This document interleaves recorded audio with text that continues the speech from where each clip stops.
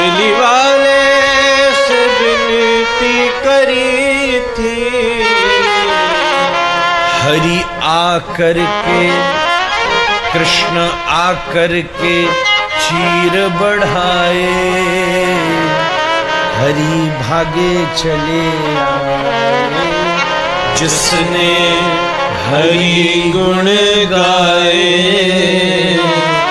हरि भागे चले आए। श्री कृष्णा, राधे राधे। मेरा नाम नीलेश दुबे।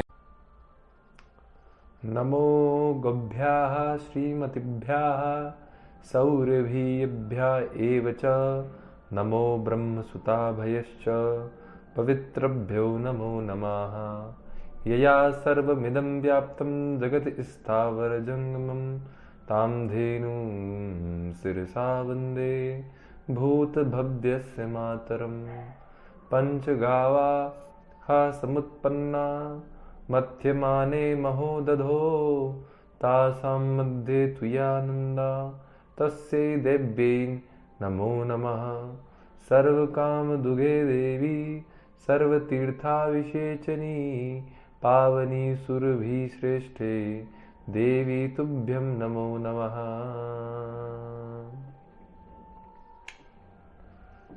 हमारे पुराणों ने जो गौ का महात्म्य हमें बताया है, वह हम सबको जरूर जानना चाहिए।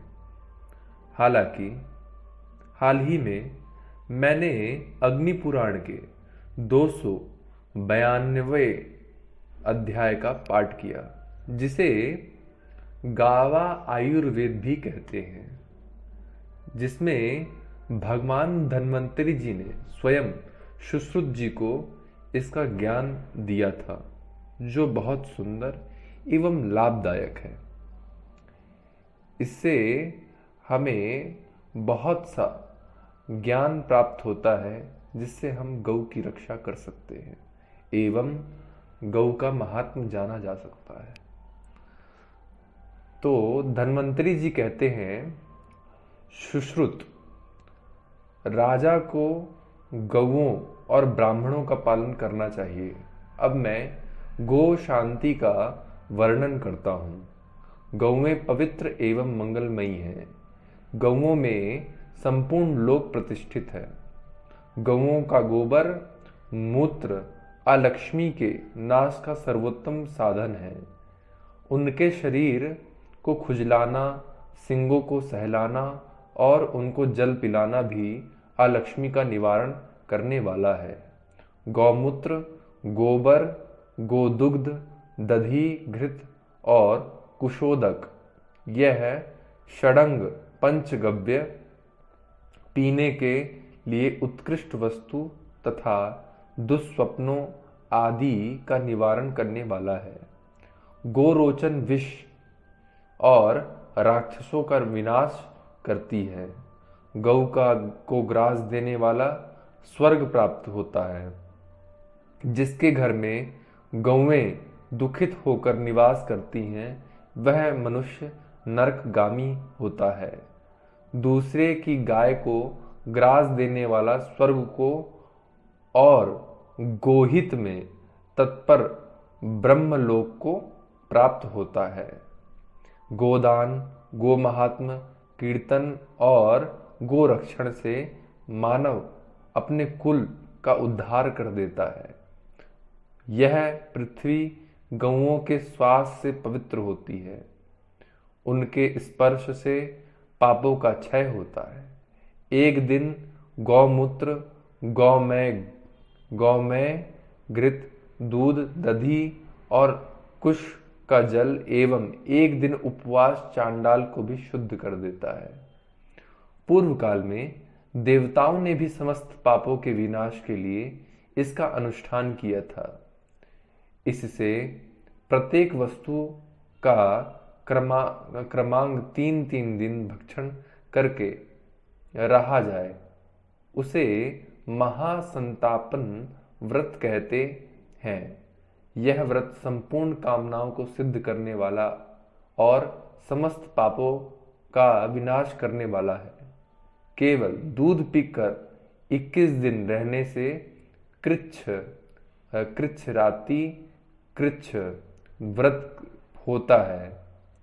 इसके अनुष्ठान से श्रेष्ठ मानव संपूर्ण अभिष्ट वस्तुओं को प्राप्त कर पाप मुक्त हो स्वर्ग में जाते हैं। 3 दिन गरम गौमूत्र, 3 दिन गरम घृत, 3 दिन गरम दूध और 3 दिन गरम वायु पीकर रहे। यह तप्त कृच्छ व्रत कहलाता है, जो समस्त पापों का प्रशमन करने वाला है और ब्रह्मलोक की प्राप्ति कराने वाला है। यदि इन वस्तुओं को इसी क्रम से शीतल करके ग्रहण किया जाए तो ब्रह्मा जी के द्वारा कथित शीत कृच्छ होता है, जो ब्रह्मलोक प्रद है। 1 मास तक गौव्रती होकर गौमूत्र से प्रतिदिन स्नान करे, गोरस से जीवन चलावे, गौओं का अनुगमन करे और गौओं के भोजन करने के बाद भोजन करे। इससे मनुष्य निष्पाप होकर गोलोक को प्राप्त करता है। गोमती विद्या के जप से भी उत्तम गोलोक की प्राप्ति होती है। उस लोक में मानव विमान में अप्सराओं के द्वारा नित्य गीत से सेवित होकर प्रमुदित होता है। गौएं सदा सुरभि रूपिणी हैं, वह गुग्गल के समान गंध से संयुक्त हैं। गौएं समस्त प्राणियों की प्रतिष्ठा है। गौएं परम मंगलमयी हैं। गौएं परम अन्न और देवताओं के लिए उत्तम हविष्य है। वह संपूर्ण प्राणियों को पवित्र करने वाले दुग्ध और गौमूत्र का वहन एवं क्षरण करती हैं और मंत्र पूत हविष्य से स्वर्ग में स्थित देवताओं को तृप्त करती हैं। ऋषियों के अग्निहोत्र में गौएं होम कार्य में प्रयुक्त होती हैं। गौएं संपूर्ण मनुष्य की उत्तम शरण है। गौएं परम पवित्र मंगलमयी स्वर्ग की सोपान भूत धन्य और सनातन मतलब नित्य हैं। श्रीमती सुरभि पुत्री गौओं को नमस्कार है। ब्रह्मसुताओं को नमस्कार है। पवित्र गौओं को बारंबार नमस्कार है। ब्राह्मण और गौएं एक ही कुल की 2 शाखाएं हैं। एक के आश्रय से मंत्र की स्थिति है और दूसरी में हविष्य प्रतिष्ठित है। देवता, ब्राह्मण, गौ, साधु और साध्वी स्त्रियों के बल पर यह सारा संसार टिका हुआ है। इसी से वह परम पूजनीय है। गौएं जिस स्थान पर जल पीती हैं वह स्थान तीर्थ है। गंगा आदि पवित्र नदियां गोस्वरूपा ही हैं। सुश्रुत, मैंने यह गौओं के महात्म का वर्णन किया है। अब उनकी चिकित्सा सुनो। गौओं के श्रृंग रोग में सोट, खरेटी और जटामासी को सील पर पीसकर उसमें मधु, सेंधव और तेल मिलाकर प्रयोग करें। सभी प्रकार के कर्ण रोगों में मज्जिष्टा, हींग, सेंधव डालकर सिद्ध किया हुआ तेल प्रयोग करना चाहिए या लहसुन के साथ पकाया हुआ तेल प्रयोग करना चाहिए।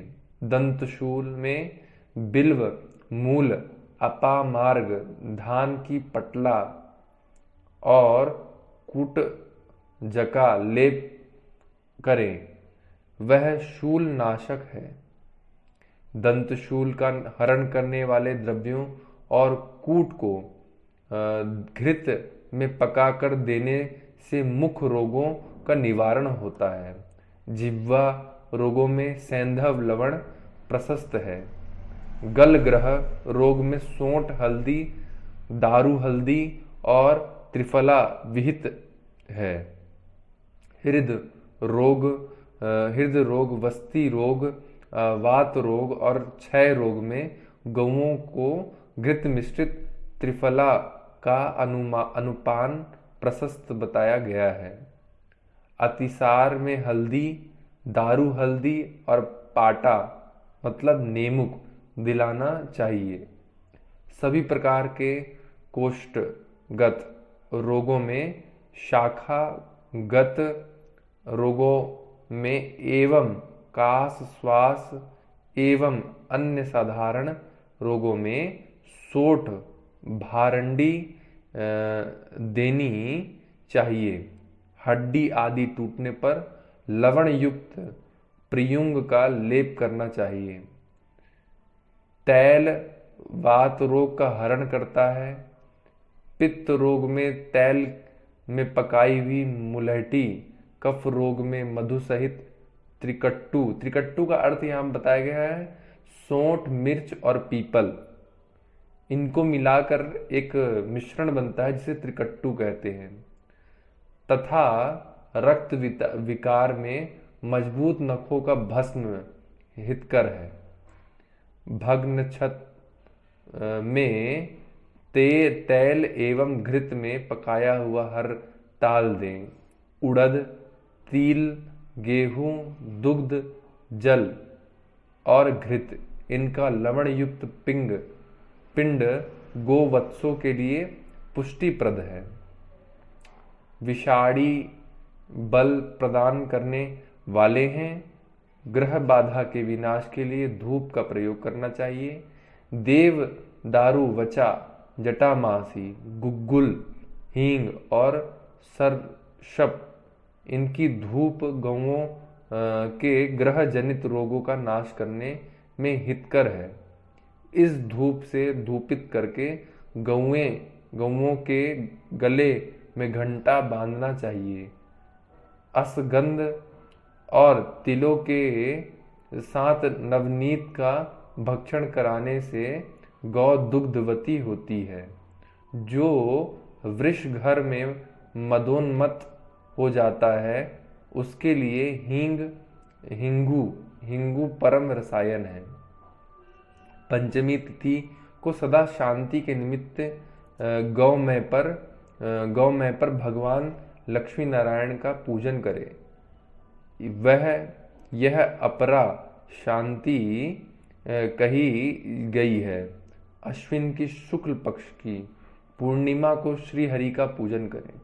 श्री विष्णु, रुद्र, ब्रह्म, सूर्य, अग्नि और लक्ष्मी का घृत से पूजन करे। दही भली भांति खाकर गो पूजन करके अग्नि की प्रदक्षिणा करे। गृह के बहिर्भाग में गीत और वाद्य की ध्वनि के साथ वृषभ युद्ध का आयोजन करे। गौओं को लवण और ब्राह्मणों को दक्षिणा दे। मकर संक्रांति आदि नैमित्तिक पर्वों पर भी लक्ष्मी सहित श्री विष्णु को भूमिस्थ कमल के मध्य में और पूर्व आदि दिशाओं में कमल केसर पर देवताओं की पूजा करें।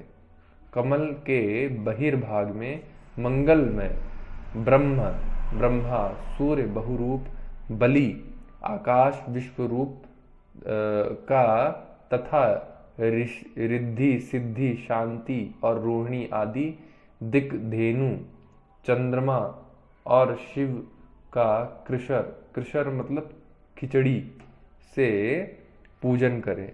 दिक्पाल की कलश पद्म पत्र पर अर्चन करें। फिर अग्नि में सर्ष, अक्षत, तांडूल और खैर वृक्ष की समिधाओं का हवन करें। ब्राह्मणों को 100 भर स्वर्ण और कांस्य आदि धातु दान करें। फिर क्षीर संयुक्त गौओं की पूजन करके उन्हें शांति के निमित्त छोड़े। अग्निदेव कहते हैं, वशिष्ठ शालिहोत्र ने सुश्रुत को आयुर्वेद और पालकाप्यन ने अंगराज को गावा आयुर्वेद का उपदेश किया था। इस प्रकार आदि अग्नेय महापुराण में गावा आयुर्वेद कथन नामक 292 अध्याय पूरा हुआ। इसी मंगलमय एवं दिव्य